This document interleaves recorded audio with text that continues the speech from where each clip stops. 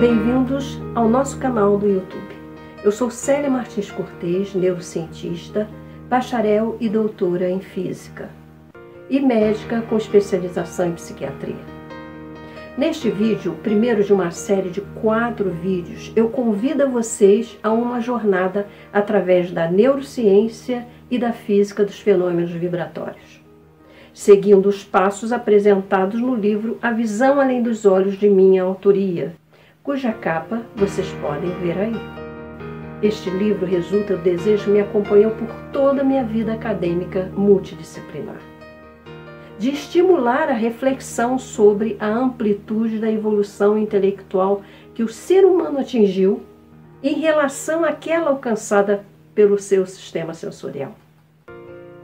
Assim, o objetivo dessa jornada é construir uma base consistente dentro dos conhecimentos científicos atuais que permitam o entendimento da imensa distância em que os humanos se encontram de poder decifrar os mistérios da vida e do universo que os cerca com base na sua capacidade perceptiva. Vamos lá.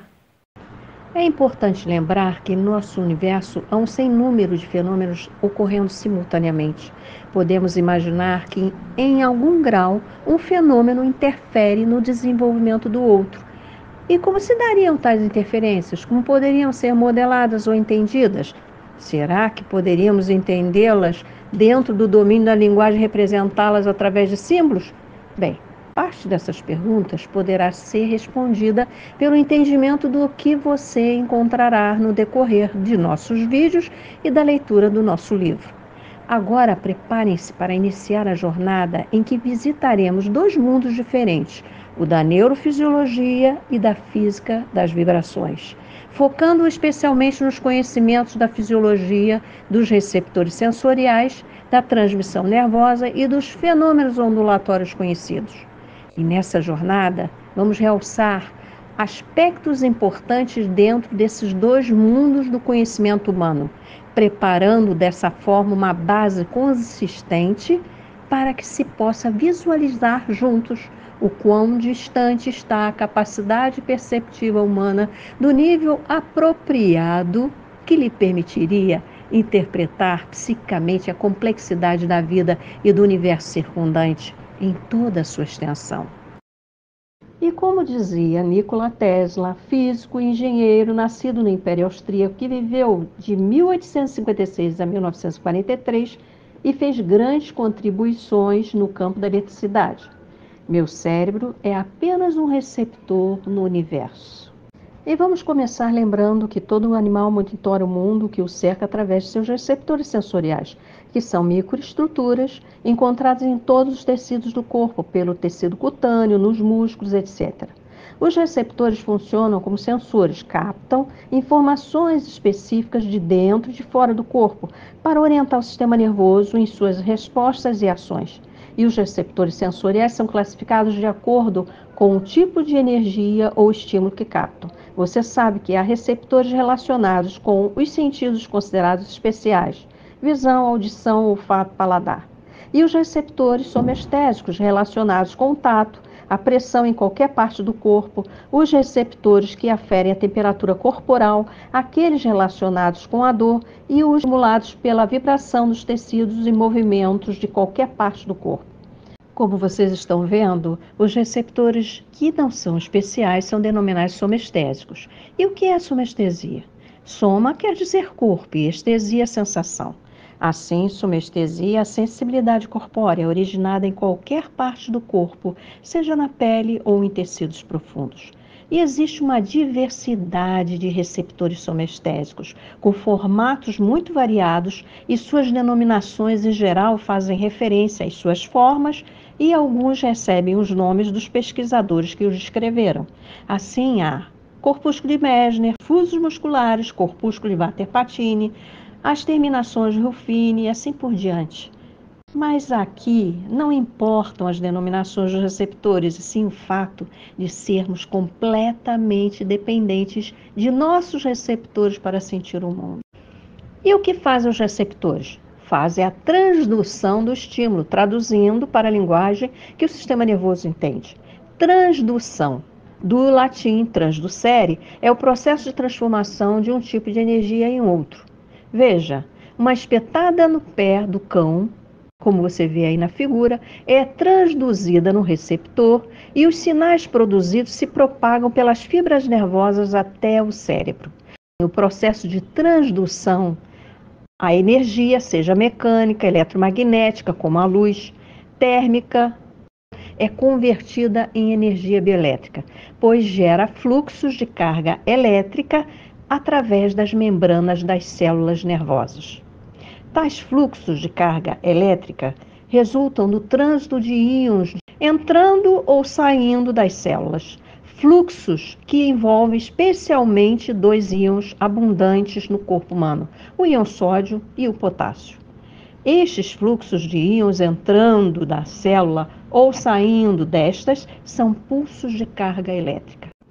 Assim, a transdução dos receptores é um processo que termina por digitalizar a energia do estímulo. Ou seja, a energia da luz, por exemplo, se transforma em uma série de pulsos elétricos que são chamados de potenciais de ação. São sinais elétricos que se propagam pelas fibras nervosas até chegar ao cérebro. Os fenômenos que ocorrem em nosso mundo e que conseguem ativar os nossos receptores são digitalizados na transdução sensorial para então serem conduzidos e analisados em nosso cérebro. E pensando sobre linguagens, vamos iniciar nossa jornada considerando as formas possíveis de comunicação entre os sistemas complexos, entre estes, os sistemas vivos.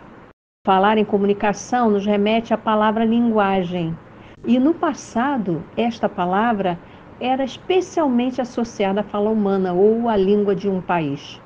Com o advindo dos computadores, o termo linguagem computacional foi introduzido em nosso vocabulário. Hoje pode-se entender que qualquer sistema de símbolos ou sinais capaz de propagar informação ou mediar a comunicação entre entidades, seres vivos, células, órgãos, moléculas, sistemas, máquinas, etc., é uma linguagem.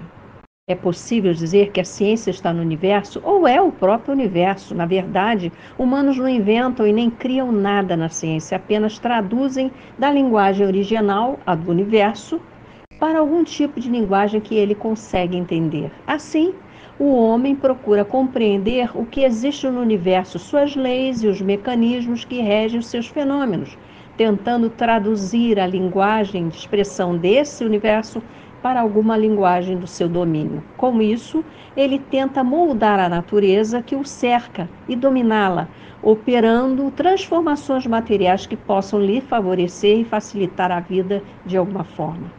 E que linguagens são essas? Bom, linguagem da física, da química, da biologia, linguagens científicas. Cada sistema físico, biológico, químico, cósmico, social ou qualquer outro, seja uma célula, um órgão, um grupo de moléculas, uma ciência, uma família, cada sistema tem a sua linguagem própria. Através da sua linguagem particular, o sistema se organiza para manter seu equilíbrio interno e existir. E falando sobre linguagem e suas representações, todos conhecem, em algum grau, os sistemas simbólicos envolvidos nas linguagens escritas e faladas, sejam idiomáticas, matemática, computacional. Inclusive, é importante lembrar que o sistema da linguagem matemática se estende ao sistema idiomático. Na computação e em outros processos, os símbolos da linguagem falada são transformados em números, como no sistema binário. Um exemplo de linguagem bem simples e que todo mundo já ouviu falar é o código Morse, desenvolvido em 1835 por Samuel Breese Morse, que viveu de 1791 a 1872. Nessa figura, as respectivas representações do código Morse das letras do nosso alfabeto e dos algarismos. O Morse é um método de transmissão de informações do tipo discreto, pois, quando escrito, é formado por uma série de pontos, traços e espaços. Na forma sonora, o código Morse é um sistema codificado como sons breves e longos enviados de modo intermitente. O código Morse foi usado por muito tempo como uma linguagem de comunicação mundial. E pensando sobre mensagem, decodificação e sincronismo, como já sabemos, todo tipo de vibração é informação codificada segundo a linguagem do fenômeno que a gerou. Assim, qualquer variação de movimento ou energia no universo pode funcionar como informação para algum sistema que seja capaz de captá-la, transduzi-la e entender o seu conteúdo. Seguindo nessa linha de raciocínio, moléculas interagindo estão em sincronismo idiomático, estão trocando informações entre si, gerando novas informações. Átomos formando moléculas interagem e geram informações em suas linguagens específicas. Assim, a formação de uma molécula depende do sincronismo vibratório entre os átomos envolvidos para que estes encontrem os seus encaixes adequados e possam coexistir como uma unidade. Por isso, muitas reações necessitam de temperatura específica ou do auxílio de um ou mais catalisadores para ajustar as vibrações dos átomos ou das moléculas em reação, permitindo assim a transdução. Isto é, o entendimento necessário entre os componentes para que a reação ocorra. A verdade é que o ponto de partida para se influenciar no comportamento ou desenvolvimento de algum sistema é estudar e entender a sua linguagem. O controle de uma doença requer a interpretação do seu comportamento, da sua fisiopatologia, etiologia, epidemiologia, o que significa entender as suas linguagens ao nível celular, químico, de transmissão, entre outros. Mas vamos fazer uma breve parada para importantes conceitos que irão alicerçar a nossa caminhada, como, por exemplo, o conceito de frequência, termo que será mencionado várias vezes quando falarmos de som, luz e vibrações, inclusive quando nos referirmos à propagação de sinais no sistema nervoso. Bem, em física, o significado da palavra frequência é o mesmo de quando ordinariamente falamos em frequência mensal escolar, que diz respeito ao número de vezes que um aluno esteve presente nas aulas em um mês, sendo neste caso o mês a unidade de tempo. E no caso dos fenômenos vibratórios, podemos falar em frequência da vibração. A frequência é o número de vibrações que acontecem por unidade de tempo, que pode ser segundo, minuto, hora, enfim. E como dizia Nikola Tesla, se você quiser descobrir os segredos do universo, pense em termos de energia, frequência e vibração. Outro conceito importante aqui é o de espectro de amplitude versus frequência. De uma forma reducionista, podemos dizer que a maioria dos fenômenos que se desenvolvem no universo, cada um com suas características e particularidades, pode ser representada na forma de espectros de amplitude e frequência. Como mostra o gráfico, em um sistema cartesiano, a amplitude é representada no eixo vertical e o tempo no horizontal. A amplitude diz respeito à intensidade com que o fenômeno acontece, seja ele luminoso, sonoro, sísmico, e a frequência pode ser obtida com base no eixo horizontal. Um espectro é, em geral, constituído por sequências de picos, pulsos ou ondulações, podendo ser contínuo ou discreto. Na figura, podemos ver um espectro contínuo em A, que mostra uma variação da amplitude do sinal de forma contínua, sem nenhuma intermitência ou interrupção. O espectro discreto, em B, é formado por linhas verticais separadas por pontos nulos, espaços vazios. Importante observar em C que de um espectro discreto pode se compor um contínuo e vice-versa. Para um melhor entendimento do significado da frequência, da amplitude nas vibrações, vamos usar o som como exemplo, pois é familiar a todos. Em qualquer espectro sonoro, a amplitude indica a intensidade do som, que é a qualidade que define se o som é forte ou fraco. Quanto mais alto o pico no espectro, maior é a amplitude e mais forte o som. A unidade comumente usada para dimensionar a amplitude de um som ou de um ruído sonoro é o decibel. Quase todo mundo já ouviu falar que a exposição a sons de intensidade superior a 85 decibéis por muito tempo pode resultar em prejuízo na sua audição. Mas o que a frequência define no som, afinal? Na vibração sonora, a frequência é a grandeza física relacionada com a qualidade do som que nos faz diferenciar o som agudo do grave. Na música, a frequência define as notas musicais. Quanto maior a frequência, mais agudo é o som. Mas, além da amplitude e frequência, a vibração apresenta um ritmo. O ritmo da vibração é determinado pela distância entre os picos. Veja na figura os ritmos de pulsação dos dois espectros. Esses ritmos são diferentes. Em cada espectro se vê 12 picos ocorrendo em 12 segundos, ou seja, as frequências são iguais, 12 Hz. Porém, no espectro de cima, a distribuição dos picos é uniforme, mesmo intervalo de tempo entre os picos. No espectro de baixo, há variação nos intervalos entre os picos.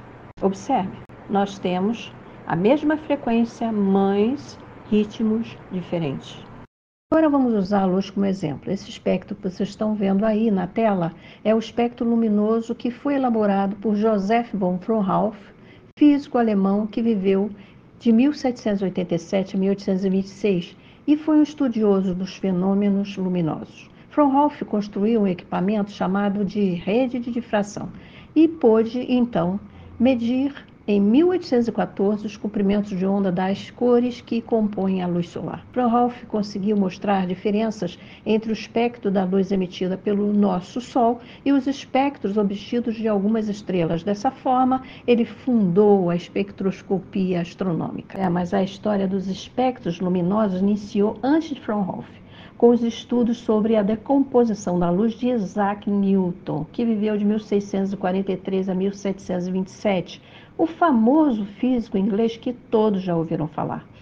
Em 1672, Newton descreveu a transformação de um feixe de luz solar em um belo arco-íris, fenômeno normalmente observado quando a luz atravessa um prisma de cristal, como representado aí nessa figura.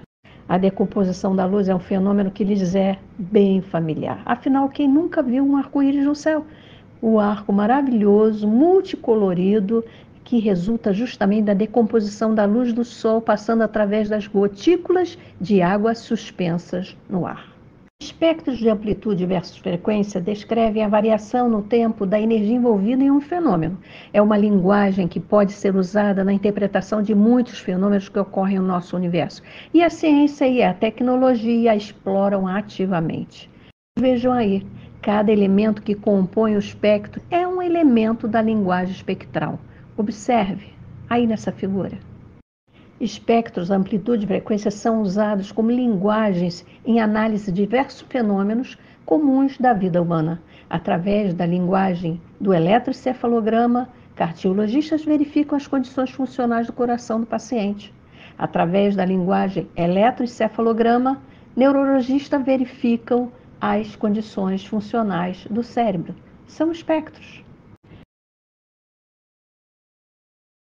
Há espectros, amplitude e frequência muito complexos, mas há métodos matemáticos que permitem simplificar esses espectros complexos. A análise de Fourier, por exemplo, é um método que pode simplificar espectros complexos de forma a viabilizar a interpretação e aplicação destes.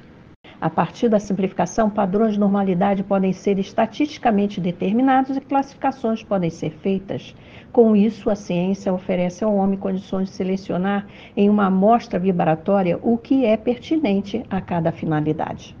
Aqui vale repetir uma frase bem significativa de Joseph Fourier, matemático e físico francês que viveu de 1768 a 1830, que criou a análise Fourier. E, segundo ele, a matemática parece ser uma faculdade da mente humana destinada a ser suplementar à brevidade da vida e à imperfeição dos sentidos.